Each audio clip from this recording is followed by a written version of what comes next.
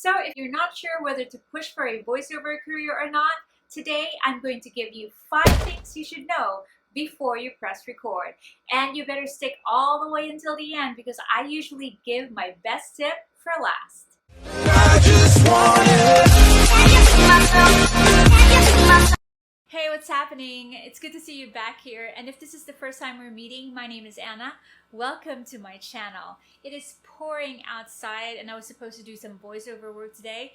Well, that's not happening because it's really noisy. So if you can hear it in the background, please just ignore it because I really wanted to talk to you today and put in some quality time. But before that, please give me a thumbs up if you feel like you like this video, and also hit the subscribe button down below and tap that notification bell just so you know if I have anything new out. Anyway, I was going through the comments section of my last video, how to start your voiceover career at home, and I saw this comment from Louisa, I think was her name, and she said something like, "That's great, but could you please give us some pointers, especially to those of us who are still thinking if we have what it takes to be in a voiceover." I think that's what she said, or something to that effect. And I was thinking to myself, hey, yeah, I kind of missed a step there. I kind of just assumed that everybody wanted to do the Fiverr and Voice Bunny gig, and I had just wanted to bridge that gap on how to actually get a demo reel on there by recording a demo reel, because some of those sites didn't actually tell them how to record their demo reels. And so this is what this whole video is about today. I wanted to tell you that if you really want to get into voice acting, yes, you can do it. But if I can be totally honest with you, it's not as easy as you think. First of all, ask yourself this question. Do you really think a voiceover career is the right gig for you? Because fine, you love to talk, and maybe somebody said that you have a great voice, and I don't doubt that, not even a little bit. Voiceover is more than just talking. It is actually a little bit of acting while reading your script. And that's something that takes time to learn. Are you willing to put in the time and effort to learn that?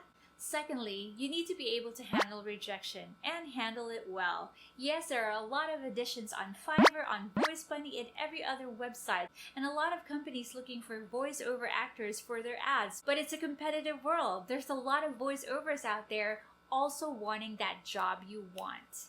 So you'll need to audition, and you need to audition for more than one gig because you don't want to put all your eggs in one basket. You need to audition for several potential projects and hope that you get at least one of them.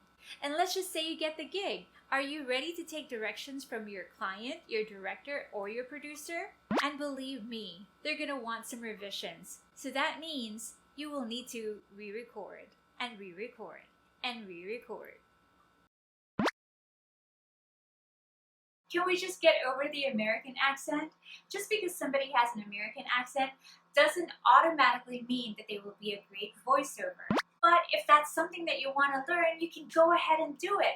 And while you're at it, maybe put in some English accent there as well, because you never know, somebody might be looking for someone with an English accent. But my point is, those aren't the things that you should be focusing on right now. You should be focusing on your own voice. Is it clear? Is it clean? Does it register well in recording? Is what you want to be focusing on. And if I were you, I'd keep my accent neutral. Not German, not American, not English, not anything. That way you'll be more flexible and you will fit in a wider variety of projects out there. And also, this is very, very important.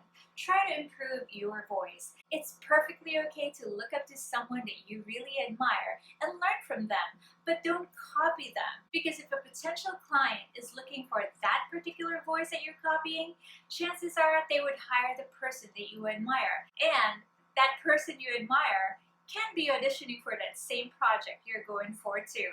So you might as well stick to you, because nobody else can be you. Number 3, you have to get good at reading a script without sounding like you're reading a script. That's the whole point. And that's why it involves acting. And that takes practice, and you have to be willing to put in the hard work and time to get good at it. And you can do that by practicing reading out loud and pretending that you're talking to someone instead of reading to someone. You have to be willing to put in the time to practicing. I think this is a good discipline for all voiceover actor. There is always room for improvement, and I think it's good discipline to keep this in your mindset even on the get-go. So practice every day. Practice in front of a mirror.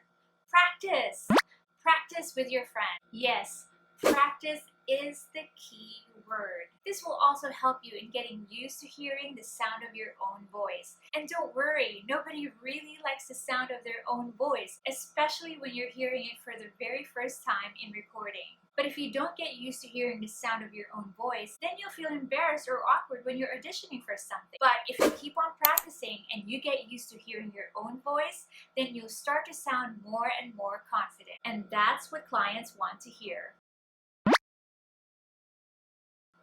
So, you've been practicing every day, reading out loud and putting some emotions to it? Wonderful! Now it's time to grab your phone, record yourself, and listen to yourself.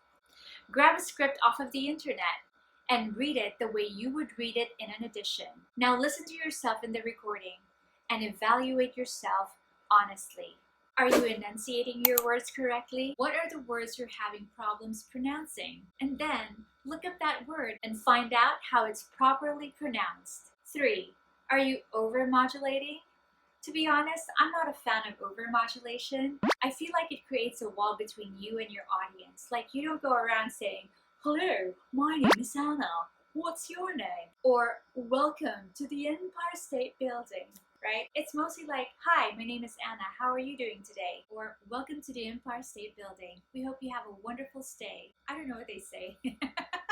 4. Do you have any distracting noise when you talk? Sometimes you don't notice that our tongue clicks or our mouth makes weird noises when we talk. I used to have that and it took me forever to get rid of it. But that is something that you should notice and actually work on. And lastly, are you putting emphasis on the important words? As voiceovers, it's our job to call attention to the important words in the ads. So take all of those 5 points and evaluate yourself honestly, and then work on them. Work on your weak points and improve on your good points. And for my final tip, wait, let me just get a drink, okay? If you want a drink too, if you're getting one, comment down below and tell me what you're getting, okay?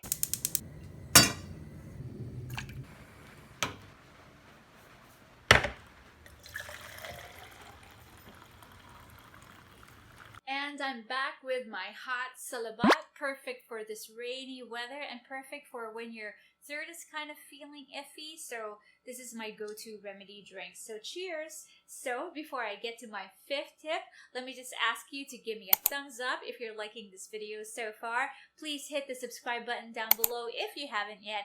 And also tap that notification bell just so you know if I have anything new out.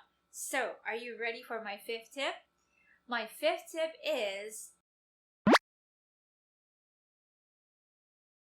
if you're serious about getting into the voiceover acting business, and it is a business and your voice is a product, you're going to have to be the first one to take care of it and believe in it. Because let's face it, if you're only starting out, you're not going to be good overnight. You will have to really put in the time, the effort, and hard work into it. Like any other skill, voice-over acting takes time and patience. That's why you have to be your own cheerleader. You know, if I were you at this beginning stage, I would take on free voice-over work. It's good practice with accountability. You will give it your best shot because you will be proud of it and you want your client to be proud of it too. And someday, I believe, you will book your very first voice-over gig and you will be so proud. And if you keep improving yourself and with the right work ethics, I believe those clients will keep multiplying and multiplying and multiplying until one day there's no need for you to audition for some jobs and a client will just have you in mind for their projects. And that's all I have for you today. I know it's short. I just wanted to give you those 5 pointers before you actually start in voice-over acting. And hopefully that helped you out too, Louisa. And if there's anything else you want me to talk about, whether it be about voiceover acting or anything else, just leave me a message on the comment section down below and I'll try to make a video about it.